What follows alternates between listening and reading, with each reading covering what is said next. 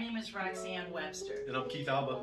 We are with my home team at Keller Williams Advantage. That's right. You tuned in for our vlog thing that we conventionally call The Honest Hour. That's right. It's our opportunity to give you kind of our insights, our thoughts, our perspective on the real estate industry and the things that touch it in a no-spin environment, except for Roxane. Except of course. Yeah. She's got to get her spins in. I gotta get my spins in. I've gotta get my. You get you a Fitbit that counts the spins. That counts the spins. Rather than 10,000 steps, how many spins are we going to get Roxane to do in a day? That's right. It's like the little kids that just spin. Fire on the street and I know it's my time to go. Going new and the search is a mystery. Standing And then stand there going like this. You're going, wow. Wait till college, kiddo.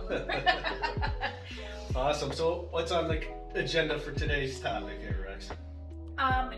I think it is going to be fascinating for the next 18 months to see and watch carefully some of the models that we've been seeing emerging in real estate companies and in real estate platforms. Right. And over the next couple of years. Disruptors that have come into the market over the last few years. And they've been disruptive, right? Yeah, they have, absolutely. Yeah. You look at the Zillows, you look at the, Home Smarts, Open Doors, the iBuyer phenomena, you look at some of the real estate companies themselves that have emerged in the past several years. And why do I think that's so interesting? Well, the model is shifting, the market is shifting, right? Which is going to put some pressure on some of these new models that came out, right? We don't know if they work. If they have the staying power, right, to operate in any market that's out there. If you think about if you're living right at your means, and we're all feeling this right now with inflation, right? If you're living at your means and your fuel costs go up and your grocery bills go up and your gas for the car goes up and your income doesn't go up, all of a sudden that either that money has to come from somewhere, right? Credit cards, borrowing money, savings, right? Liquefying some investments. The actual money needed goes up. That comes out of somewhere, and in business we call that profit, right? So a lot of these companies that have emerged and a lot of these models that have emerged have been built in an environment where we were looking at 15, 20, 25, in some markets, 35% appreciation every year, where frankly, a chimpanzee with a clipboard can be profitable, right? Well, and fascinating enough, some of these real estate companies that have come out in the last few years aren't even profitable. They're not profitable. Right? I can't think of one off the top of my head, and we won't name any names today, but it's not even profitable today. Their business model was acquisitions. Right? So they're going out, they're buying or incentivizing real estate agents to come over. In some cases, they're acquiring a full brokerage, and they're just shelling out a bunch of cash on that. And now they're looking at it in their real estate model, where they're supposed to be recouping that, is not bringing them any profits. They're just hemorrhaging money. So there will be some layoffs, I feel, in the industry coming up for sure. I mean, we're starting to see it in the loan and mortgages already. The refinances are drying up as the interest rates have gone up. So now those businesses are looking at their overhead and saying, we got to do something here. Space and salaries are traditionally the two highest costs on any business's P&L when you're talking about real estate companies. That's right. Real estate. So their options are just that, right?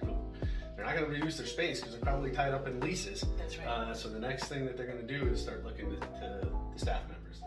And when you look at an environment, I mean, God, go to a restaurant right now. I have so had to adjust my thinking, right? I have to coach myself a few times every day that this person works for a company, a restaurant, or something that is understaffed right now. And therefore service is suffering. And if we're already looking at an environment, and I don't understand, where are all these people?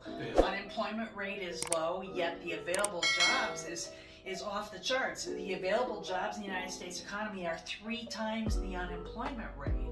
Where are these people? Yeah, I don't know. They disappeared. They just swallowed by COVID or they something. were abducted by aliens. They were abducted by aliens. Who knows? But yeah. There's interesting dynamics that are afoot out there. There was a big announcement just the other day that Blackstone, which is a large hedge fund and private money that was out there, they were doing a lot of acquisitions. They did it primarily through a company called Home Partners of America. And Home Partners would basically be the buyer and then purchase a property for their tenant and put them into a rent to own.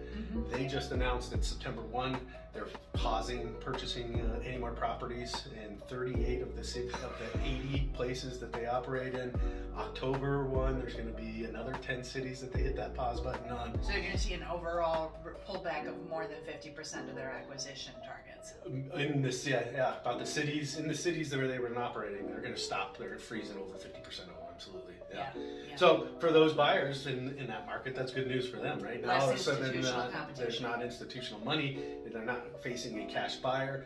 So some of these other transactions that may have a little hair on the edge of them, these buyers might be able to get some action. So. Well, and it also means like everything else. I mean, we've been saying over and over again, we're still in a strong seller's market, though it doesn't feel like it. But if you are a seller, you really need to speak with somebody who is experienced. And if you're a buyer, you need to speak with somebody experienced. Because the buyers, even though the market is pulling back in the possibility of people who don't have a big pile of cash might be able to get into the market right now, we're still writing offers with sellers who are still crying in their Wheaties over, a 40%, 2-year appreciation, which, can I do a little rant on that? Right, who's going to stop you? Who's going to stop me? That's right. I don't need permission. Here's my little rant. We've said over and over again in these that the annual appreciation that is kind of the average over the years, over the decades, is about 4% in house prices. That includes good years, that includes bad years. By the time you average it out, that number stays tri and steady, right? So if you bought your house for $500,000 2 years ago, and you get 1 cent above 540, right? Is that number right? 540 would be 40,000. It would be under 10, about 8% or close. Yeah. 8%, right? Okay, so if you get 1 cent over 540, you have exceeded the average investment. You've made an above average investment in your property. Historically speaking. Historically speaking. Right. Now if I'm you not compare saying that to the last few years, you're going to be disappointed, but that's not reality. It's right? not reality. That was the last few years. What we've been talking about a lot is that reversion to the mean. Right? That's right. There's that 4% appreciation. You go above it, it's going to want to come back down.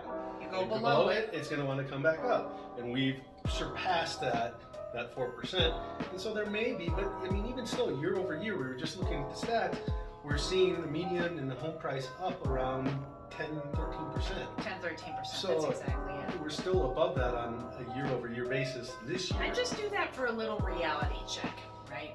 That when you're calculating in your mind what your house is worth, what it should be worth, what that investment should be yielding you, right? It has been everybody has these moments in their life where they encounter this, oh my God, this incredible opportunity. Well, guess what?